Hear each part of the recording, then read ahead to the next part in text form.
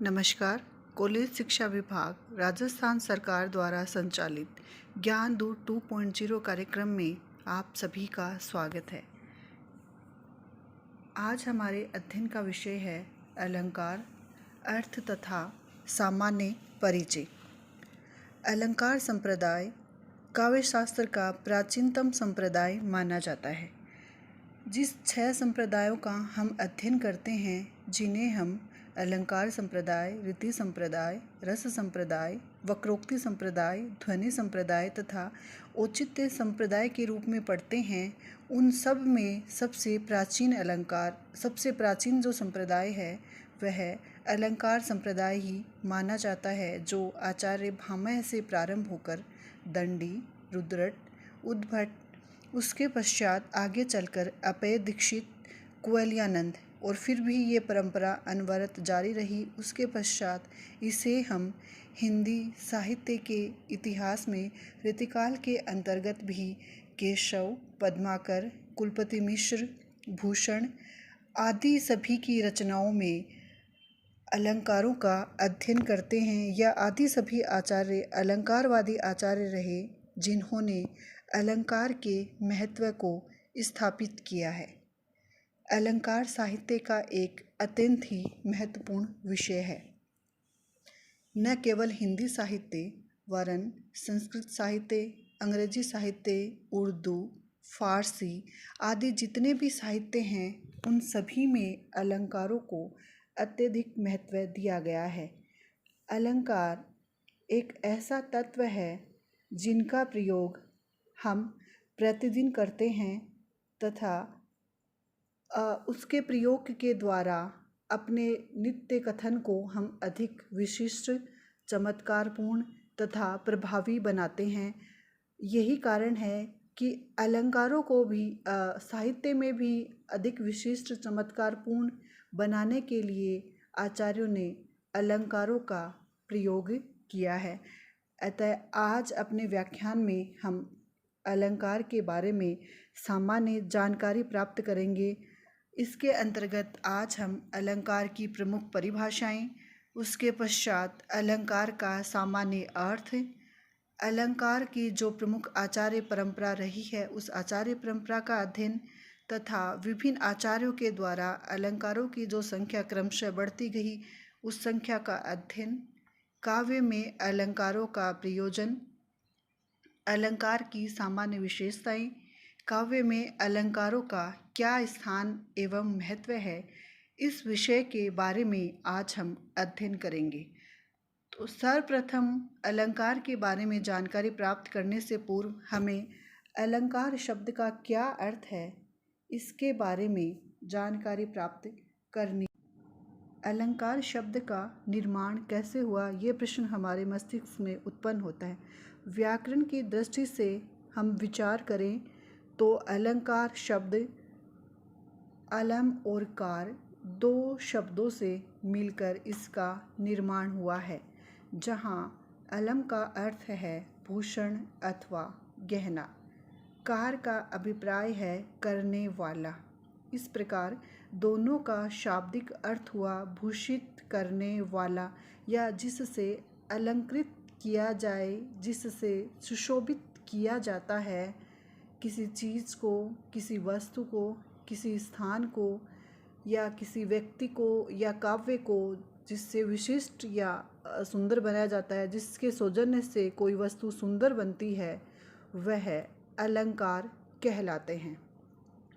तथा शब्दकोश में हम अलंकार शब्द का अर्थ देखते हैं तो अलंकार का अर्थ वहाँ हमें सजावट, गहना, आभूषण आदि रूप में हमें अलंकार का अर्थ शब्दकोश में दिखाई देता है। अर्थात वह तत्व या वह सामग्री जिसके द्वारा किसी व्यक्ति, किसी वस्तु अथवा किसी स्थान विशेष या काव्य विशेष को सजाया जाए या सुंदर बनाया जाए, आकर्षक बनाया जाए, वह तत्व अलंकार कहलाता है। इस प्रकार हम कह सकते हैं कि जो साधन सजाए, भूषित करे, अलंकृत करे, वह अलंकार है। जैसे आभूषण मनुष्य के शरीर की शोभा बढ़ाते हैं, वैसे ही अलंकार काव्य की शोभा बढ़ाने वाले तत्व माने जाते हैं।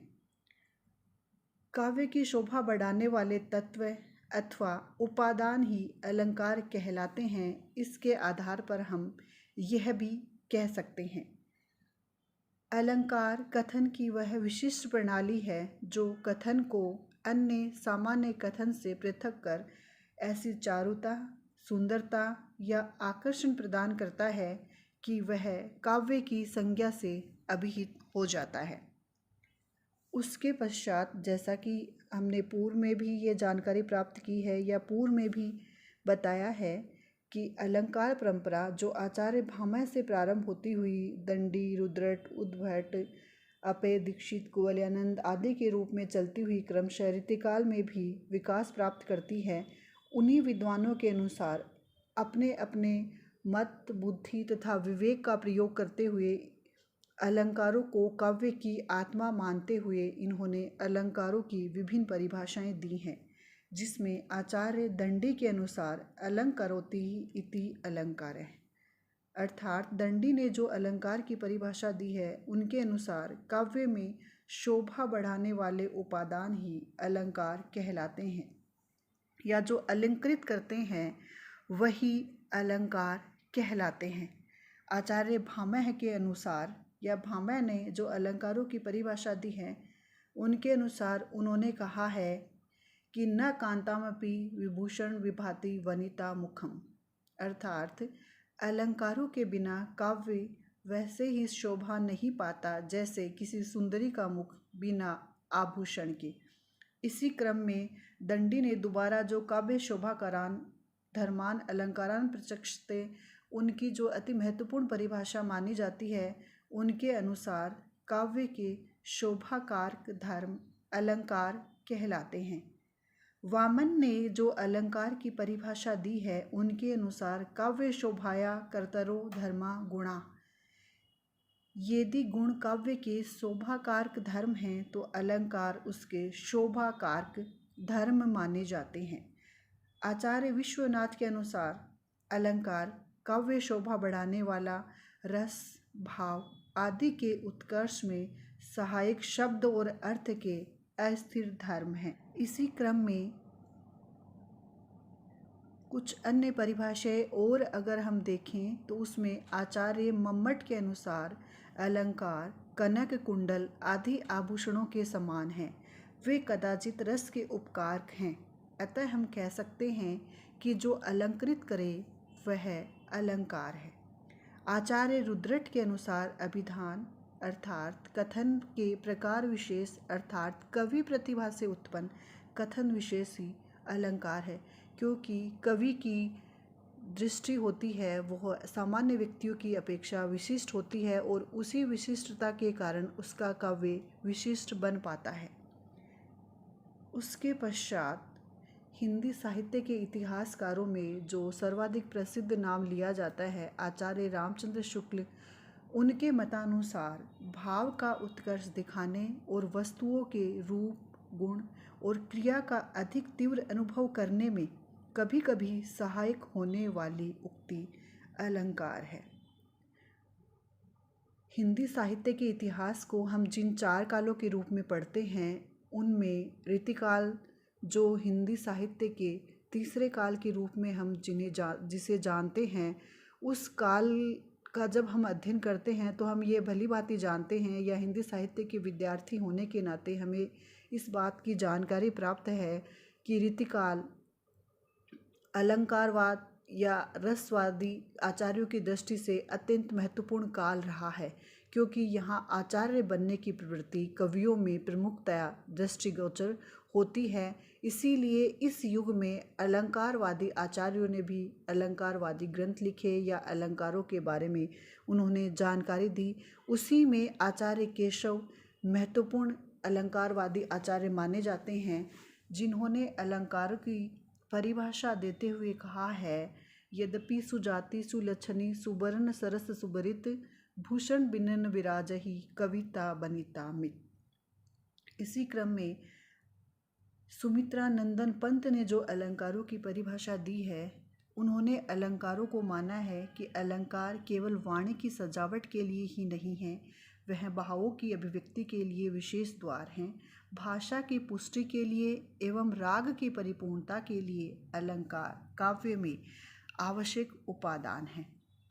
उसके इन परिभाषाओं के पश्चात हम कह सकते हैं, या यह बात बड़ी स्पष्टता के रूप में हमारे सामने आती है कि काव्य जो मूल रूप से दो तत्वों से निर्मित होता है, वे तत्व हैं शब्द और अर्थ। या इसे इस प्रकार से कहा जा सकता है कि शब्द और अर्थ काव्य रूपी भवन के अत्यंत महत्वपूर्ण मजबूत आधार स्तंभ माने जाते हैं। इन्हीं मजबूत आधार स्तंभों के बिना काव्य रूपी भवन का निर्माण ही नहीं किया जा सकता है। शब्द और अर्थ जो काव्य के प्रमुख अवयव या अंग माने जाते हैं, जिनसे काव्य का निर्माण किया जाता है, उसी भांति ये भी काव्य के अंग ही या अवयव ही माने जाते हैं। तो जिस प्रकार शरीर के विभिन्न अंग जैसे हाथ, पैर, नाक, कान आदि को हम सजाते हैं, उसी भांति काव्य के विभिन्न अंगों को सजाने के लिए अलंकारों का प्रयोग किया जाता है। इन विभिन्न परिभाषाओं के आधार पर हम कह सकते हैं कि अलंकार का काव्य में महत्वपूर्ण स्थान है, जो कि शाब्दिक अर्थ में आभूषण के रूप में प्रयुक्त होता है। जिस प्रकार शरीर की शोभा आभूषण के द्वारा बढ़ती है, उसी प्रकार काव्य की शोभा अलंकारों से बढ़ाई जा सकती है। अर्थात जो किसी वस्तु को अलंकृत करे वह अलंकार कहलाता है। किसी तथ्य, अनुभूति, घटना या चरित्र की प्रभावपूर्ण अभिव्यक्ति के लिए अलंकारों का काव्य में उपयोग किया जाता है। हम कह सकते हैं कि अलंकार काव्य के आवश्यक तत्व तो नहीं है, जैसे कि वर्तमान में हम मानते हैं कि पहले कुछ आचार्य हुए थे जिन्होंने अलंकारों को काव्य की आत्मा माना।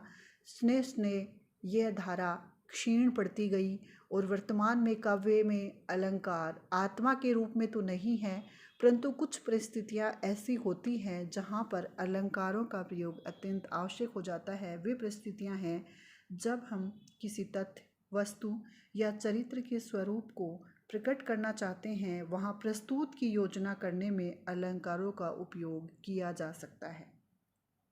जहाँ किसी प्रभाव को स्पष्ट करना चाहते हैं, वहाँ पर हम बल, निषेध, अतियुक्ति, कार्य कारण संबंध, हेतु, कल्पना आदि के द्वारा अपना काम अलंकारों के माध्यम से कर सकते हैं। कहीं क्रम, असंगति तथा संज्ञा, विशेषण, क्रिया आदि के चमत्कारिक प्रयोग में भी अलंकार स्थायी रूप से विद्यमान रहते हैं। कभी कभी हम निंदा या प्रशंसा में दूसरा भाव छुपाकर व्यंग्य से कुछ और कहना चाहते हैं, वहाँ भी अलंकारों का अनायास ही समावेश हो जाता है। शब्द के ध्वनि या अर्थ संबंधी चमत्कारिक प्रयोग के द्वारा भी अलंकारों का जन्म या अलंकारों की सृष्टि होती है। अलंकार का सामान्य अर्थ तथा अलंकार की प्रमुख परिभाषाएं, अलंकार का स्वरूप या किन परिस्थितियों में अलंकारों का प्रयोग किया जाता है, इसका अध्ययन करने के पश्चात अब हम अलंकारवादी जो प्रमुख आचार्य रहे हैं, जिन्होंने ये माना कि अलंकार काव्य के समस्त सौंदर्यबोधक तत्वों का पर्याय है या समस्त सौंदर्यबोधक अलंकार में ही निहित है या समाहित हैं। काव्य में सौंदर्य को बढ़ाने वाले जितने भी तत्व हो सकते हैं, वे सारे के सारे तत्व अलंकार में ही निहित है। सौंदर्य के लिए कवि को अलंकार के अतिरिक्त किसी और अन्य तत्व की अपेक्षा नहीं करनी चाहिए। ये सभी इन आचार्यों का मानना था और इसके कारण अलंकार के स्वरूप में आचार्यों के द्वारा काव्य की आत्मा के रूप में स्वीकृति अलंकार को पाने लगी या मिलने लगी। अनेक आचार्यों ने अलंकारों को काव्य की आत्मा भी माना तथा काव्य की आत्मा मानते हुए अलंकारवादी जो आचार्य थे, उन्होंने अपने अलंकारवादी ग्रंथों में इन्हीं अलंकारों को काव्य की आत्मा मानते हुए काव्य के महत्वपूर्ण ग्रंथ लिखे और वे अलंकार के पोषक आचार्य माने जाते हैं जो अलंकार संप्रदाय का पोषण करते हैं। और इस पोषण में उन्होंने अलंकारों को काव्य की आत्मा माना है और काव्य के लिए अलंकारों को महत्वपूर्ण मानते हैं। सबसे पहले प्रमुख आचार्य भरत मुनि, जिनका प्रमुख ग्रंथ नाट्य शास्त्र है। उसके पश्चात आचार्य भामह हैं, जिन्होंने काव्य अलंकार की रचना की और काव्य अलंकार में अलंकारों का विस्तार से विवेचन करते हैं। भामह के पश्चात आचार्य दंडी आते हैं, जो उनका प्रसिद्ध ग्रंथ है वह है काव्यादर्श। आचार्य दंडी ने काव्यादर्श में अलंकारों के तत्वों के साथ साथ अलंकारों को अत्यंत महत्वपूर्ण विवेचना करी है। आचार्य उद्भट की जो रचना है काव्य अलंकार सार संग्रह है, उसमें उन्होंने आचार्य उद्भट अलंकार को एक नई दिशा प्रदान करते हैं, नए आयाम प्रदान करते हैं, नई दृष्टि से अलंकारों का वर्गीकरण करते हैं। आचार्य वामन का नाम उसके पश्चात आता है, जिनकी रचना है काव्य अलंकार सूत्रवृत्ति। उसके पश्चात रुद्रट की जो रचना है वो काव्य अलंकार के नाम से अलंकार की रचना करते हैं और अलंकारों का गंभीर विवेचन करते हैं। उसके पश्चात कुंतक ने वक्रोक्ति जीवित के नाम से ग्रंथ रचा, जो वक्रोक्ति को काव्य की आत्मा स्थापित करते हैं तथा उसी के रूप में वक्रोक्ति को काव्य की आत्मा के रूप में स्थापित करने का प्रयास करते हैं। और ये सिद्धांत उनका इतना प्रसिद्ध हो जाता है कि वक्रोक्ति काव्य की आत्मा है या एक वक्रोक्ति सिद्धांत ही उनके द्वारा प्रतिपादित किया जाता है। भोजराज ने सरस्वती कंठाभरण में अलंकारों का वर्णन करते हैं। वे इसमें 3 प्रकार के अलंकार शब्दालंकार, अर्थालंकार और उभयालंकार के रूप में अलंकारों की विवेचना करते हैं। उसके पश्चात अभय दीक्षित कुवलयानंद के नाम से अलंकार ग्रंथ लिखते हैं, जिसमें वो अलंकारों की विशद विवेचना करते हैं। उसके पश्चात संस्कृत के आचार्यों के पश्चात हिंदी के रीतिकालीन कुछ आचार्य भी हुए हैं, जिन्होंने कुछ मौलिक तथा कुछ पुरानी परिपाटी के अनुसार ही अलंकार संबंधी ग्रंथों की रचना की और अलंकारों का जिसमें उन्होंने विशद अध्ययन करते हुए उनकी विवेचना करते हुए अपने ग्रंथों की रचना की, जिनमें महत्वपूर्ण नाम आता है आचार्य केशव, जिनकी अलंकार से संबंधित रचना कवि प्रिया तथा रसिक प्रिया मानी जाती है। उसके पश्चात जसवंत सिंह ने भाषा भूषण के नाम से अलंकार की विवेचना संबंधी ग्रंथ की रचना की। मतीराम ने ललित ललाम के नाम से अपना अलंकार ग्रंथ लिखा। इसके अतिरिक्त भूषण, जो रीतिकालीन काव्य धारा में या रीतिकालीन साहित्य के इतिहास में जो वीर काव्य के कवि के रूप में जाने जाते हैं, उन्होंने भी शिवराज भूषण के नाम से एक अलंकारिक ग्रंथ लिखा। इस तरह ये प्रमुख आचार्य हैं जो अलंकार का पोषण करते हैं, अलंकार के पोषक आचार्य के रूप में जाने जाते हैं तथा अलंकार को अपने अपने विवेक के अनुसार विभिन्न प्रकार से काव्य में स्थापित करने का प्रयास करते हैं। अलंकार के पोषक आचार्य विषय का अध्ययन करने के पश्चात अब जिन आचार्यों ने इन ग्रंथों में अपने अपने जो अलंकार ग्रंथ लिखे, उनमें अलंकारों का किस प्रकार विकास हुआ या अलंकारों का क्रमिक विकास किस रूप में हुआ, इसके बारे में जानकारी प्राप्त करेंगे। अलंकार का विकास की बात की जाए या अलंकार का सर्वप्रथम प्रयोग हम उल्लेख कहाँ मिलता है, नामतः प्रथम उल्लेख कहाँ मिलता है, तो इस माना जाता है कि भरत मुनि का जो ग्रंथ नाट्य शास्त्र है उसमें अलंकार पहली बार प्रयुक्त होते हैं। भरत मुनि अपने ग्रंथ में 4 अलंकारों को उल्लेखित करते हैं। यमक, उपमा, रूपक, दीपक, जिनकी चर्चा भरत मुनि के नाट्यशास्त्र में की गई है।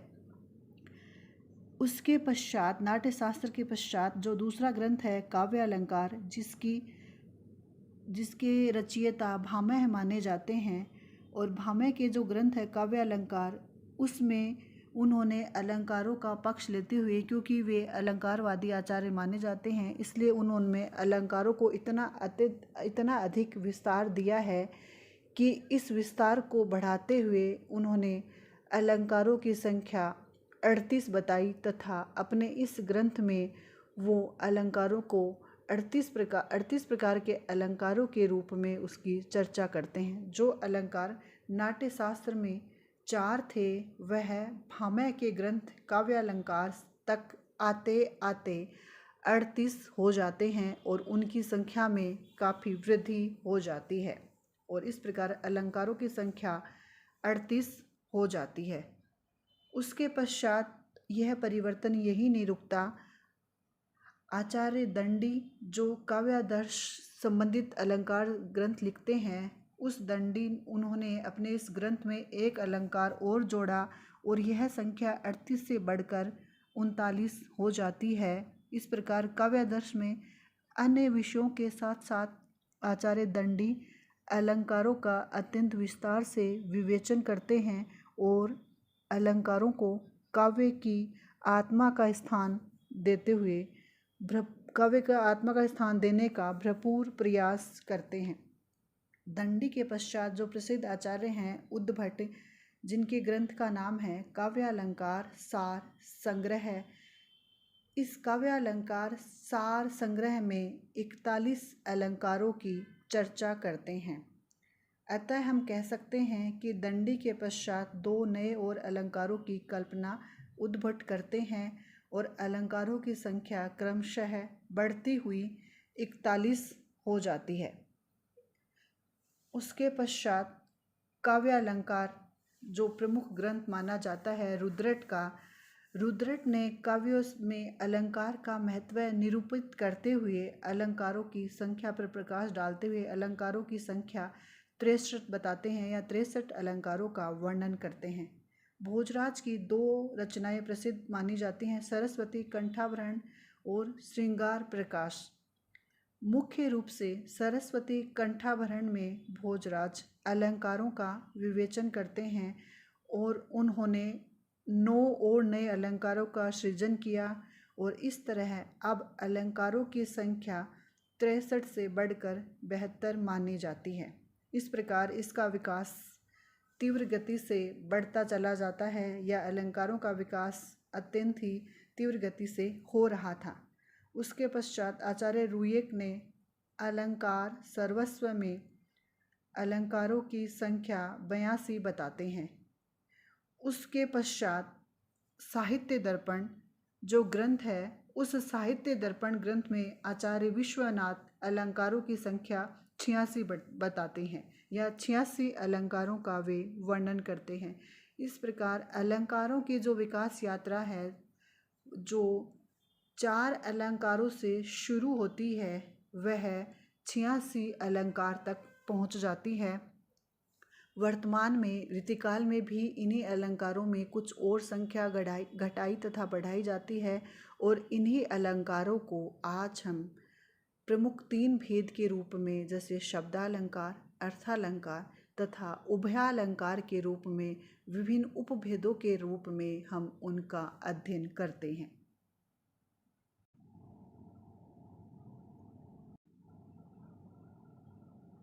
अलंकारवादी जो पोषक आचार्य हैं तथा अपने ग्रंथ में किस प्रकार से उन्होंने अलंकारों की संख्या बताई या अलंकारों की संख्या में किस प्रकार से वृद्धि हुई, इसके बारे में जानकारी करने के पश्चात अब हम काव्य में अलंकारों का क्या प्रयोजन है या किस उद्देश्य की पूर्ति हेतु कोई रचनाकार या कवि अपने काव्य में अलंकारों का प्रयोग करता है, इसके बारे में जानकारी प्राप्त करेंगे।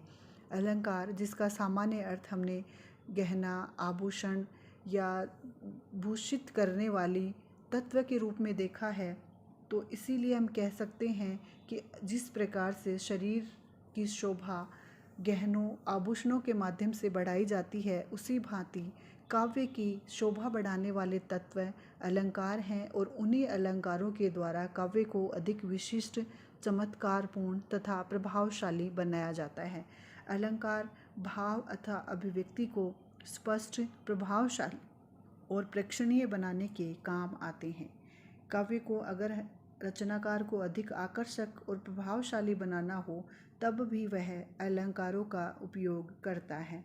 कथन अथवा अभिव्यक्ति को अधिक विशिष्ट बनाने के लिए भी काव्य में अलंकारों का प्रयोग किया जाता है। अभिव्यक्ति में असाधारणता लाने के लिए भी अलंकारों का प्रयोग किया जाता है। कवि का कथन सामान्य व्यक्ति की अपेक्षा विशिष्ट होता है, अतः उस कथन को विशिष्ट अथवा असाधारण बनाने के लिए वह अपनी रचना में अलंकारों का प्रयोग करता है। काव्य में चमत्कार उत्पन्न करने के लिए भी अलंकारों का प्रयोग किया जाता है। एक ही जैसे कई अलंकार होते हैं या उन अलंकारों के द्वारा काव्य में चमत्कार उत्पन्न हो जाता है।